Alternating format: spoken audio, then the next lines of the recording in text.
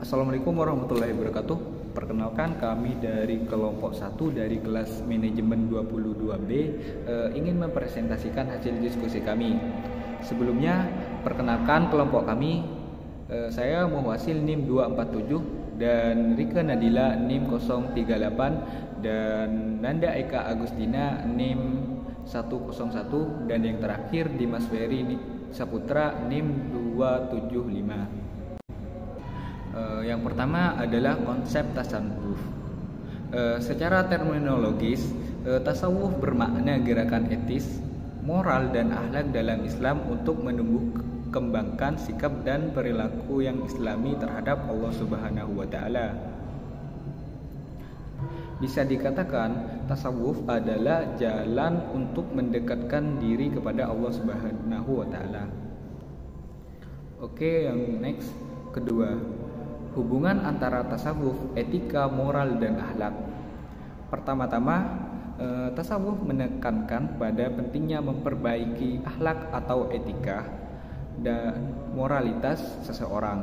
Kedua, tasawuf menekan pada nilai etika yang tinggi seperti keadilan, kesetaraan, dan toleransi. Dan yang ketiga, tasawuf memperkuat akhlak seseorang dengan menumbuh rasakan kesadaran diri yang kuat. Oke, next. Dan yang ketiga, peran dan fungsi tasawuf dalam menggapai kebahagiaan batin.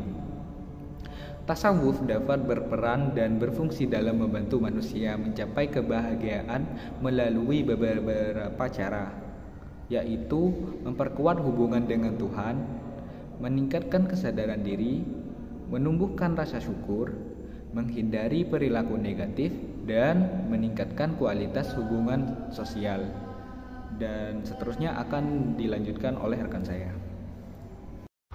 Selanjutnya, saya akan menjelaskan tentang suhud dan aktualisasinya dalam kehidupan. Nah, dalam tradisi etimologi Arab, suhud atau asketisme berarti meninggalkan sesuatu karena tidak memerlukan dan tidak menyukainya. Dalam terminologi kesufian, istilah suhud bermakna meninggalkan dan tidak menyukai dalam hati segala hal yang berkaitan dengan dunia. Jadi, dapat disimpulkan bahwa suhud adalah membebaskan hati dari keterkungkungan terhadap cinta dunia. Hati yang sehat adalah hati yang suhud. Perilaku suhud dapat merubah pola hidup seseorang dari pola hidup tidak sehat menjadi pola hidup yang sehat. Perilaku suhud dapat menghindarkan seseorang dari perkara yang sia-sia kepada sesuatu yang lebih bermanfaat. Nah, selanjutnya ada wara dan aktualisasinya dalam kehidupan. Arti wara secara kebahasaan adalah menjauhkan diri dan menahan diri. Secara kesufian, istilah wara berarti menjauhkan diri dan menahan diri dari perkara yang diharamkan, dimakruhkan, dan yang disubhatkan atau belum jelas hukum dan haramnya.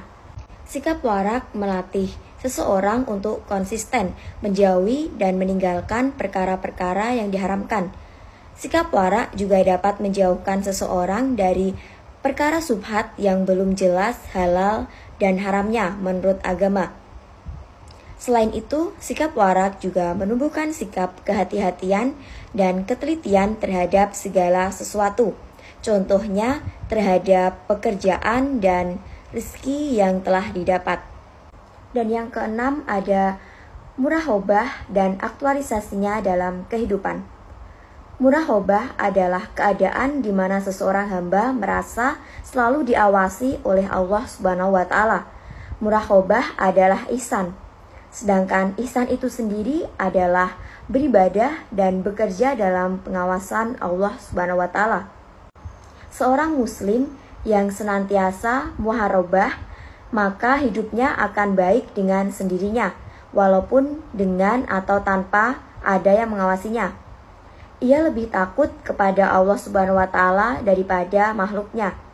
Ia menjadikan Allah sebagai posisi hati dan pikirannya, sehingga membuatnya senantiasa terjaga dan introspektif walaupun dalam kesendirian. Ketujuh, yakin dan aktualisasinya dalam kehidupan. Definisi yakin adalah kemantapan dan ketenangan hati terhadap janji dan kehendak Allah Subhanahu wa taala.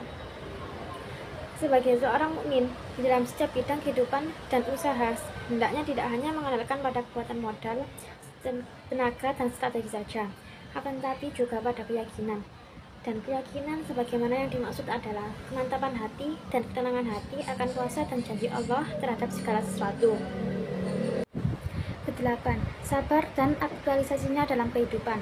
Sabar adalah mengekang nafsu terhadap sesuatu yang merisaukannya atau kenikmatan yang meninggalkannya. Sabar terbagi menjadi dua, yaitu sabar yang berkaitan dengan usaha seorang hamba dan sabar yang tidak berkaitan dengan usaha. Sabar yang berkaitan dengan usaha terbagi menjadi dua, yaitu sabar terhadap apa yang diperintahkan Allah dan sabar terhadap apa yang dilarangnya. Sedangkan sabar yang tidak berkaitan terhadap usaha adalah sabar terhadap penderitaan dan cobaan yang menimpanya. Kemudian syukur dan aktualisasinya dalam kehidupan. Syukur adalah berterima kasih kepada Allah atas nikmat yang diberikan, dan menurut Imam Junaidi Al-Baghdadi berkata, syukur adalah tidak meminta pertolongan orang lain untuk mendapatkan kenikmatan dari Allah.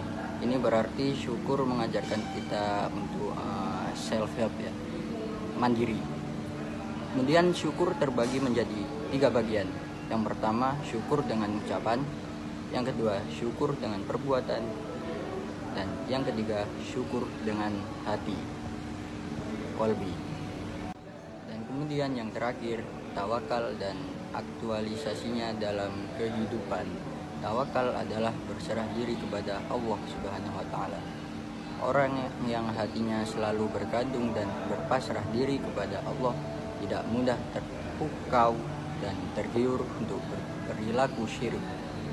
Ia akan konsisten untuk mencari sesuatu yang halal dan wajar walaupun sulit dan banyak rintangan. Sekian dari kelompok kami. Maaf kalau ada salah kata. Wassalamualaikum warahmatullahi wabarakatuh.